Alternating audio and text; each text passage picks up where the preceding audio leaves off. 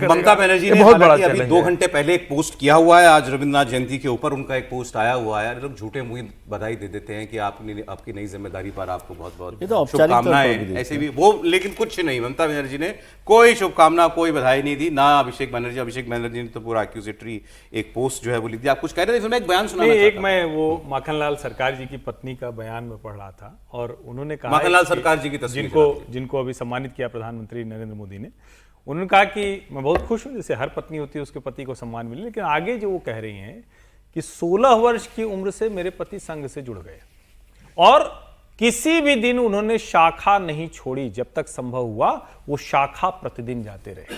आप जरा सोचिए, मतलब बंगाल जैसी जगह पर, और कई बार हम लोग चर्चा करते हैं तो संघ करता क्या है, संघ किसको तैयार करता है। माखनलाल जी के मन में पार्षद, विधायक, सांसद ये सब बनने की इच्छा रही होती तो कहीं न कहीं कुछ न कुछ तो बंदोबस्त हुआ होता। चुनाव लड़ते हारते अलग चीज है, लेकिन आज वहां वो है, तो ये भी ऐसे अवसर पर बात करना बड़ा जरूरी होता है। अब जरा टीम शुभेंदु अधिकारी की बात कर लेते हैं। उससे पहले शुभेंदु अधिकारी को खुद आपने तस्वीरों में देखा, कैसे प्रधानमंत्री ने शाबाशी दी। कल अमित शाह जी को इसी अंदाज में उनसे मिले थे, और कल विधायक दल की बैठक में उनके नाम के प्रस्ताव को जिस तरीके से अमित शाह जी ने किया और जो कहा वहां उन्होंने शुभेंदु अधिकारी के लिए, वो एक बार आपको सुनना चाहिए, ताकि ये बात हम कर सकें कि क्यों शुभेंदु अधिकारी ही वो व्यक्ति हैं जो बंगाल में वो काम कर सकते हैं जो बीजेपी वादा करके आई है। सुनते हैं। शुभेंदु को मैं लंबे समय से जानता हूं, संघर्षशील व्यक्ति है शुभेंदु जी। एडमिनिस्ट्रेशन को भी देखा है और टीएमसी के दूषणों को भी देखा है।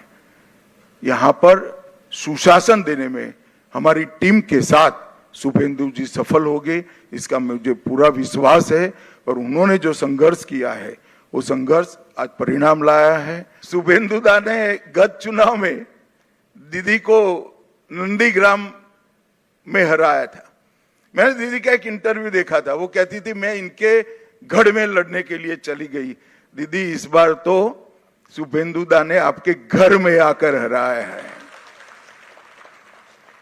मैं भवानीपुर की जनता का भी बहुत बहुत हृदयपूर्वक धन्यवाद करना चाहता हूं। अमित, कल मैं जब ये बयान जिस स्पीच आ रही थी तो मैं और पिनाज हम लोग थे स्टूडियो में, तो जो मुस्कुराहट थी अमित शाह जी के चेहरे पर, हम दोनों ने पहले वही देखा। भाई इतना खुल के मुस्कुराते कम ही दिखते हैं, क्योंकि तो कल बड़े प्रसन्न थे वो शुभेंदु अधिकारी के नाम के ऐलान करते इतने प्रसन्न वो अपनी नातिन के साथ दिखते। यही बोला पिनाज ने, एग्जैक्टली यही बोला। इसके अलावा जब बच्चों के साथ पूरा चुनाव देखे तो शुभेंदु और अमित शाह दोनों उस कोर टीम में, मतलब अमित शाह जी ने उन पर भरोसा किया। और शुभेंदु अधिकारी, हाँ सर कुछ बता रहे। इनका बड़ा इंटरेस्टिंग किस्सा है अमित शाह से। मतलब 27 नवंबर 2020 की बात है। 27 नवंबर 2020 को शुभेंदु ने मैसेज किया स्वागत राय को कि मैं टीएमसी छोड़ रहा हूँ। तो बवाल मचा टीएमसी में। तो प्रशांत किशोर, अभिषेक बनर्जी, स्वागत राय ये शुभेंदु के घर गए, रात को बैठक हुई और शुभेंदु से कहा गया कि सुबह ममता बनर्जी आपसे मिलने आएगी, आपसे बात करेगी, मीटिंग करेगी, वो फाइनल कर देगी। दूसरे दिन सुबह स्वागत राय ने बयान दे दिया कि शुभेंदु अधिकारी नाराज नहीं है, वो टीएमसी में बने रहेंगे। जब शुभेंदु अधिकारी ने स्वागत राय को फ़ोन किया कि भाई ममता बनर्जी से मुलाकात होने वाली थी, ममता बनर्जी आने वाली थी मिलने, उसका क्या हुआ, तो स्वागत राय ने कहा कि भाई ममता जी ने कहा है कि अभिषेक बनर्जी की मुलाकात हो गई है ना, तो शुभेंदु अगर अभिषेक से मिल ले उतना ही बहुत है, मेरी मिलने की जरूरत नहीं है। अच्छा। तो जब ममता जी ने यह कहा तो उन्होंने तय कर लिया कि मैं छोड़ूंगा। फिर उन्होंने कैलाश विजयवर्गीय को फ़ोन किया, कैलाश जी ने अमित शाह जी को फ़ोन किया। अमित शाह जी ने कहा मैं शुभेंदु से बात करता हूँ। अमित शाह जी ने शुभेंदु को फ़ोन किया। उसके बाद 19 दिसंबर को अमित शाह जी कलकत्ता जाते हैं। शुभेंदु अधिकारी वहाँ भारतीय जनता, पहले तय होता है कि भारतीय जनता पार्टी के मुख्यालय में भारतीय जनता पार्टी ज्वाइन करेंगे। अमित शाह जी कहते नहीं, बंगाल में एक रैली होगी और वहाँ शुभेंदु अधिकारी भारतीय जनता पार्टी ज्वाइन करेंगे। फिर 19 दिसंबर 2020 को चुनाव के 6 महीने पहले अमित शाह जी कलकत्ता जाते हैं, वहाँ रैली में शुभेंदु अधिकारी भारतीय जनता पार्टी ज्वाइन करते हैं।